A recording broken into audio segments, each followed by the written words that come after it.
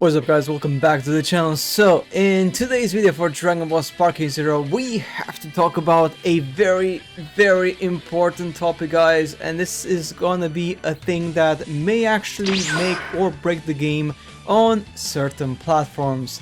That is crossplay, cross-platform, the ability to play on different consoles, Xbox, PlayStation, maybe Switch in the future, I don't know, maybe, who knows, or Switch 2, and of course PC, right? Now, if you cannot do that in a game like Sparking Zero, it will be a big, massive loss, because, you know, different consoles, you know, have different audiences. Like Xbox console, I know it will have a smaller audience compared to the PlayStation console. I mean, that's just obvious because, you know, PlayStation sold more, and in Japan even more so. And PC players, I have the disadvantage that on PC, usually fighter games are not that popular. I mean, they are, but not as popular as the consoles, right?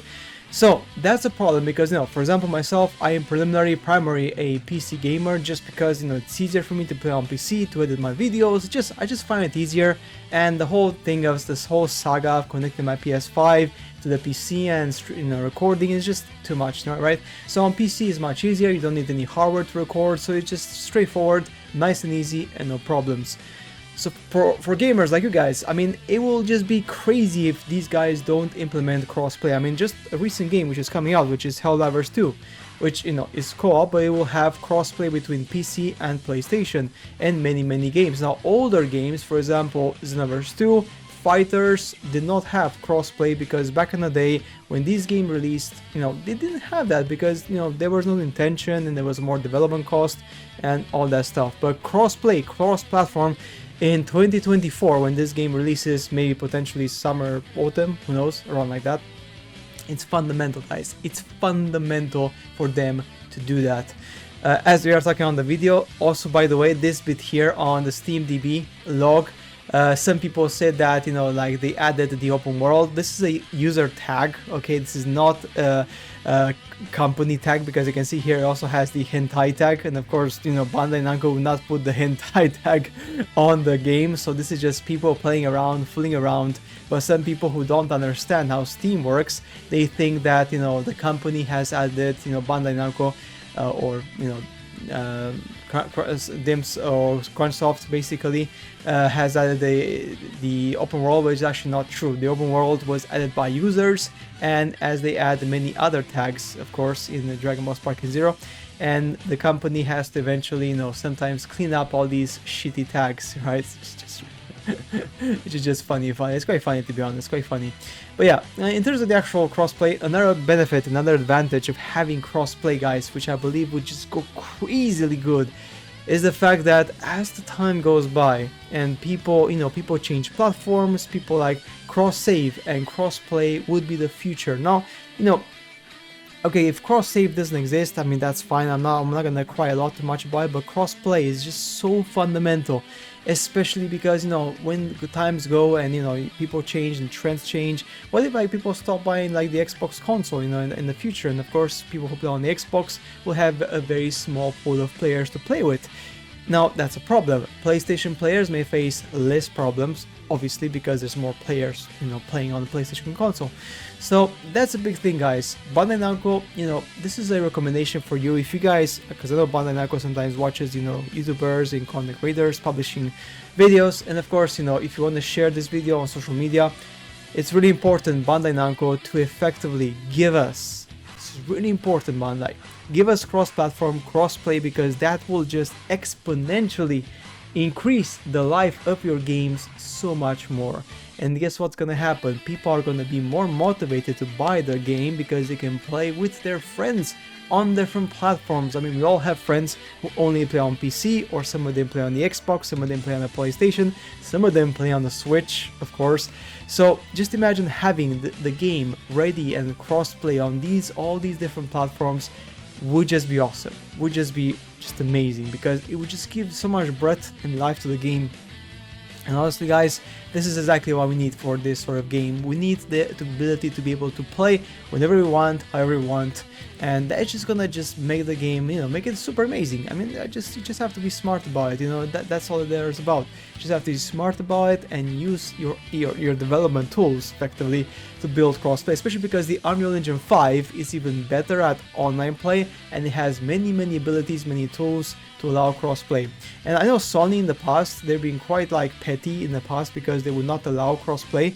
I mean, that's just stupid. I mean, we are in 2024. There's no such thing as like people only play on this system. People play on multiple systems, and if you allow people to play on different systems together, you only win, because then effectively the game survives longer, people play the game more, people buy the game more on multiple platforms, and that's gonna give profit to Sony, it's gonna give profit to Xbox, it's gonna give profit to Steam as well, because as you guys know, when people buy games on, you know, any of the online stores, doesn't matter if it's Sony or Xbox or Steam, they take a cut. I think Steam takes 20%, Sony takes as well, I think 20 to 30% if I'm not mistaken, so they take quite a substantial cut from the sale of the game.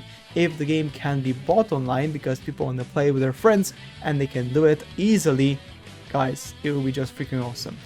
We have also news from GameSpot as well. Dragon Ball Sparking Zero pre-orders are live for the PS5. I mean, this was already known for a while ago. I don't know why they're just saying this now. I mean, this is from 9th of January.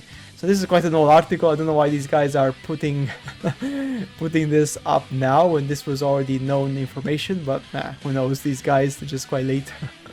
But yeah, we'll see how it goes, guys. Super excited about this, cannot wait, and I do hope that these people are listening to us, are listening to our, you know, to our goals and intentions, and, you know, make sure that they're not being idiots. Like, if you want to satisfy the population and the gamers, give them what they want, and the ability to play with other people is exactly what they want. Speculation for release October 23, 2024, maybe not, who knows. Obviously that's a possibility. I do believe that the game is going to potentially launch either in October or November 2024.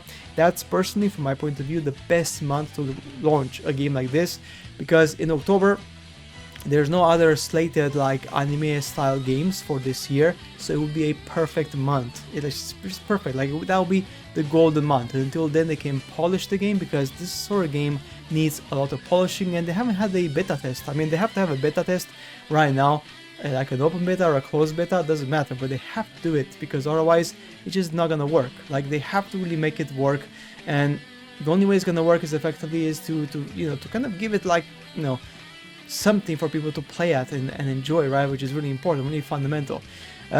But yeah, that's it for today's video, guys. Wow, that's crazy. Yeah, we'll see how it goes. I do hope that this is gonna happen. I do hope that they're gonna listen to us. I do hope that they're not gonna be stupid. And of course, Bandai Namco and Sony, they are the ones who need to make this happen. They are the ones whose the choice lays in their hands. They have the final decision on this, and I do wish that they will listen to us and make it happen, guys. But yeah, it's so cool. I mean, it's so cool. I mean, I'm just so excited about this Sparking Zero. And of course, yeah, we got the Dragon Ball Battle Hour, and in the Battle Hour, you know, they may talk about this as well. In the Battle Hour in 27th and 28th of January, they could give us some more information about Sparking Zero. Now remember, guys, for Sparking Zero, unfortunately the event will not be live streamed, so it's not going to be live streamed, so they're going to publish the videos online on YouTube on the channel, alright, after the event, which is annoying. I don't understand. Why are they thinking? This is just so stupid.